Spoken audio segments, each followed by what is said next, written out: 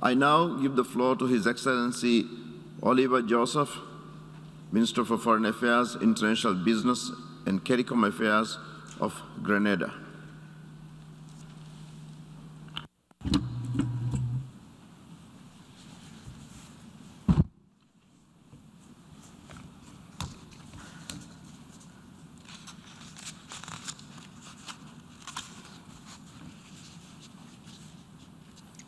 Mr. President, Mr. Secretary General, Excellencies, distinguished delegates, it is an honor to address you and this noble body in my capacity as Minister for Foreign Affairs, International Business and CARICOM Affairs of Grenada. I extend congratulations to you on your election as President of the 76th session of this UN General Assembly. We reiterate our confidence in you and your team to lead this session, and we offer support for the work ahead this year under the theme, Building Resilience Through Hope to Recover from COVID-19, Rebuild Sustainable, Respond to the Needs of the Planet, Respect the Rights of the People, and Revitalize the United Nations. I join my esteemed colleagues in commending and thanking the outgoing President of the 75th General Assembly, His Excellency Volkan Bosnik, for his able stewardship of the General Assembly during the past year. I take this opportunity to congratulate Secretary General Antonio Guterres on his reappointment to serve and lead this august institution for another 5 years. I applaud his tireless efforts and commitment in addressing the growing global challenges, including COVID-19 pandemic and climate change crisis, as we collectively pursue sustainable solutions. Mr. President, as we continue to grapple with COVID-19, its death toll, the negative impact on our economies, the social fallouts, and the inequitable access to vaccines, particularly for small island developing states like Grenada, all of which undermine the stability and survival of our peoples. The theme for this General Assembly could not have been more appropriate. Mr. President, COVID-19 has indeed wreaked immense havoc on economies across the world, but with a particular intensity and lasting effect on small economies such as ours.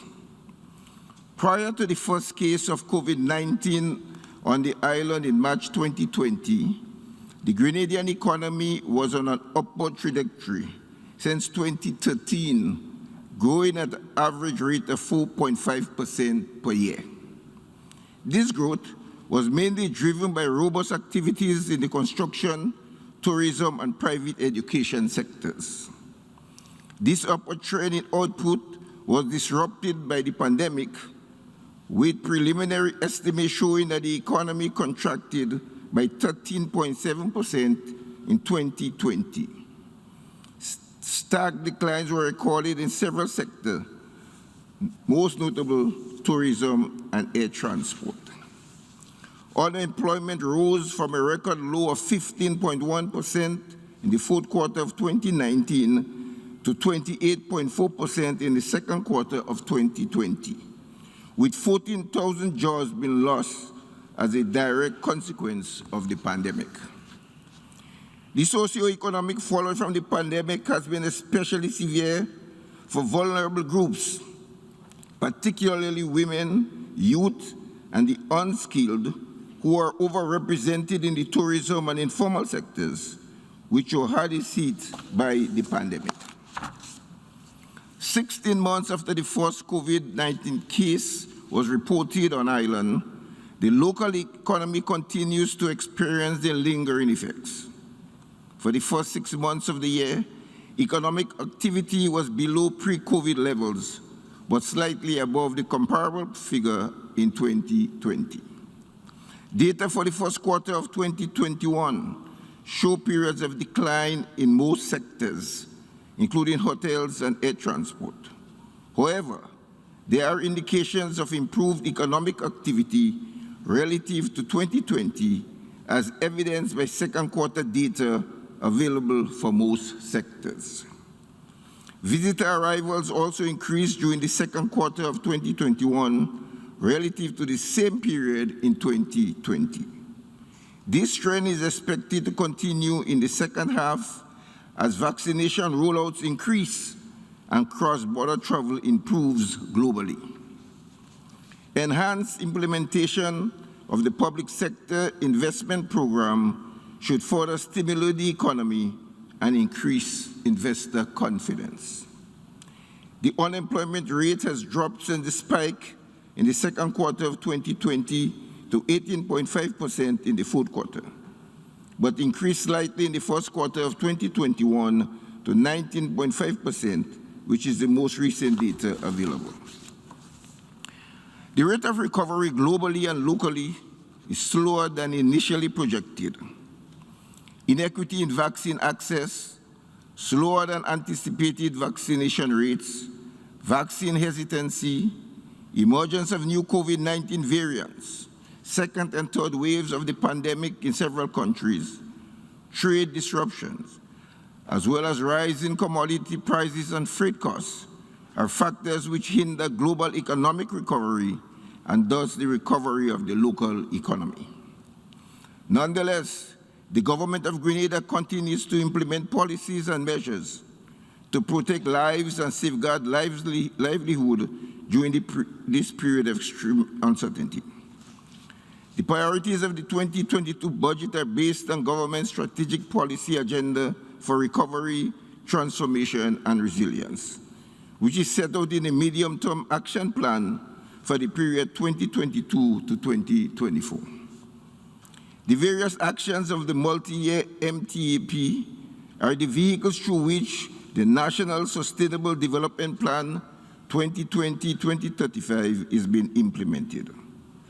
The MTAP for the period 22 to 24 sets out the strategic action for implementation for the responsible entities, the performance indicators, and the alignment with relative SDGs under each national goal and outcome of the National Sustainable Development Plan. Mr. President, it is imperative that we continue to stress and address the risk classification of our status by the Organization for Economic Cooperation and Development, OECD, Development Assistance Committee, which has resulted in marginalization of the quantum of development assistance to the region. This is clearly problematic. We again urge advocacy and support from organizations, including those under the umbrella of the United Nations, in the dismantling of these unfair rulings.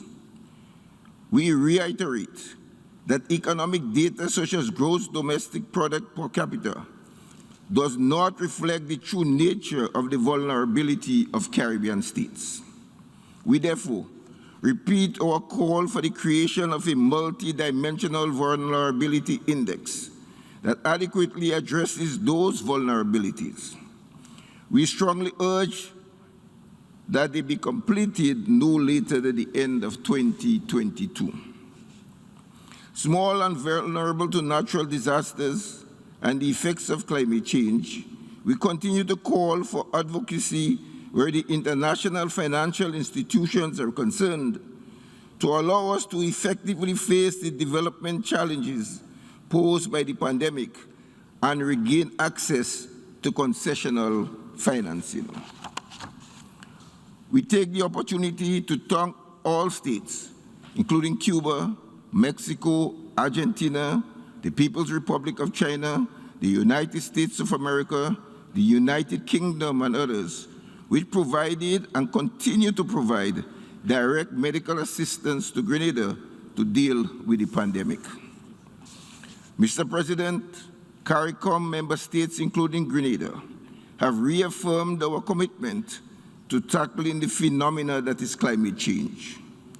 we call for continued support and assistance, not only with mitigation, but also with building human resource capacity. We should be complemented by sustainable growth and transformation.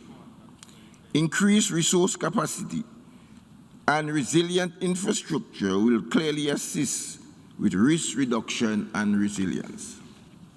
Like many small island developing states, Grenada faces extreme risk in the agriculture sector, which not only affect our food security, but also have negative impacts on our main export crops, food crops, forestry, livestock, and fisheries.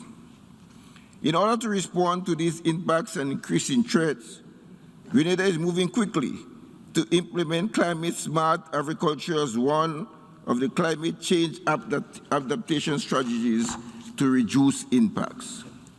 We therefore have an urgent need to access additional resources to guarantee the survival of our agriculture sector through climate-smart practices.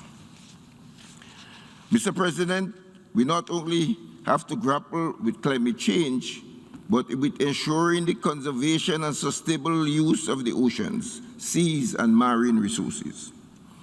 This continues to be one of Grenada's top policy items.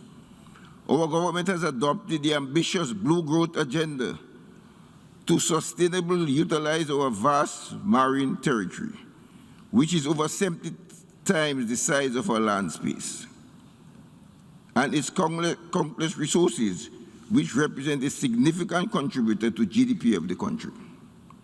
Grenada looks forward with great hope to the UN Ocean Conference in 2022 and driving well overdue global ocean action through science-based innovation solutions for sustainable development, as we embark on the decade of Ocean Science for Sustainable Development 2021-2030.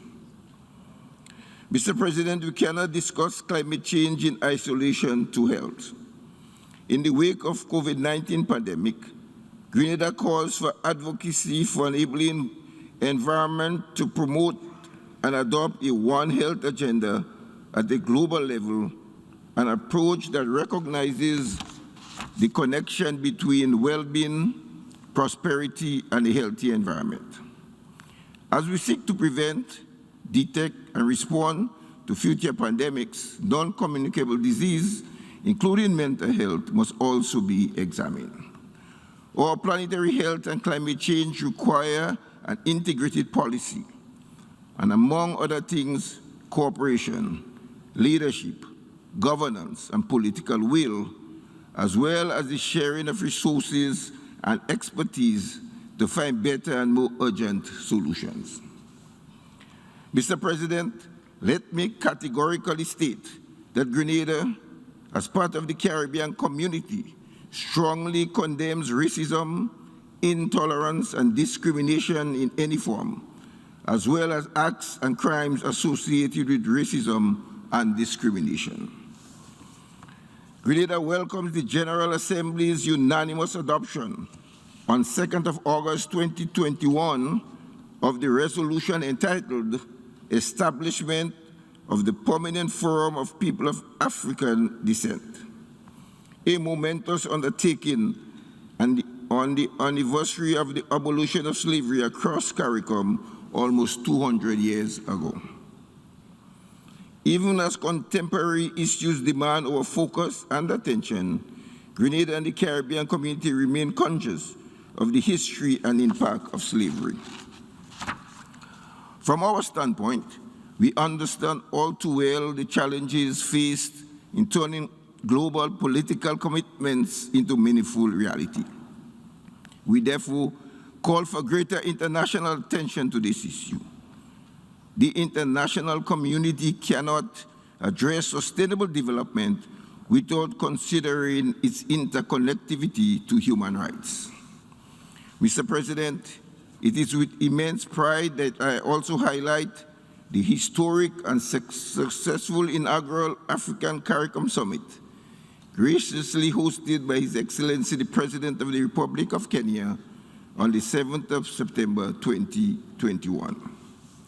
Moreover, with the establishment of a CARICOM mission in Kenya, it is our sincere hope that the Caribbean and African regions will continue to build on and deepen our bonds of friendship and cooperation.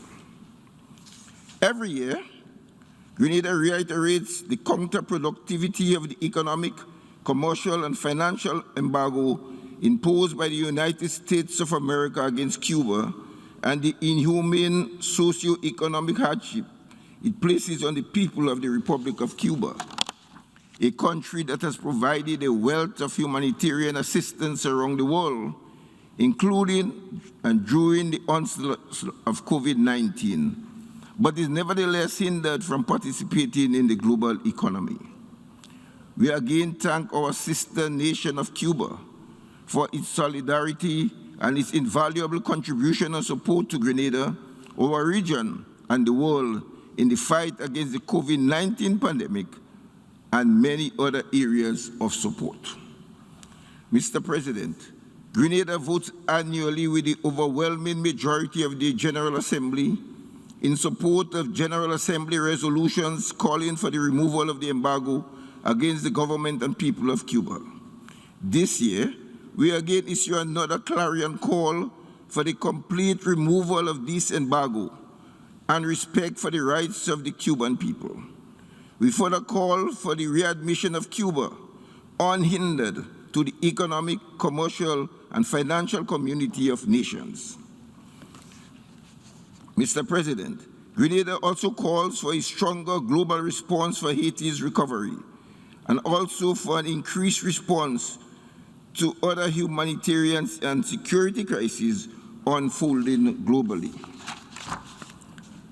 As I conclude, Grenada reiterates its steadfast support for the pursuit of international peace and security, and believes that law and security are fundamental for the facilitation of the peaceful settlement of disputes, a vital component to achieving and maintaining international peace and security.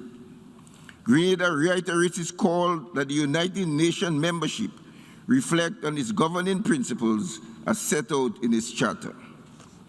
It is against this backdrop, Mr. President, that we, the community of nations, working in tandem in our relentless pursuit for the achievement of the goals of this distinguished organization, can relish in hope for a more just and inclusive society, hope for rebuilding sustainable societies that adequately respond to the needs of our shared home, Earth, home to reinvigorate and revitalize our United Nations, and hope that by standing together with mutual respect, we prove to be resilient to and overcome the challenges of today.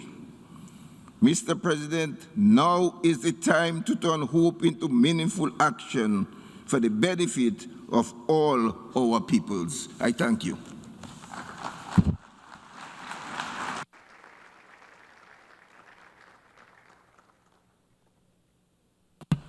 I thank the Minister for Foreign Affairs, International Business and CARICOM Affairs of Grenada for his statement.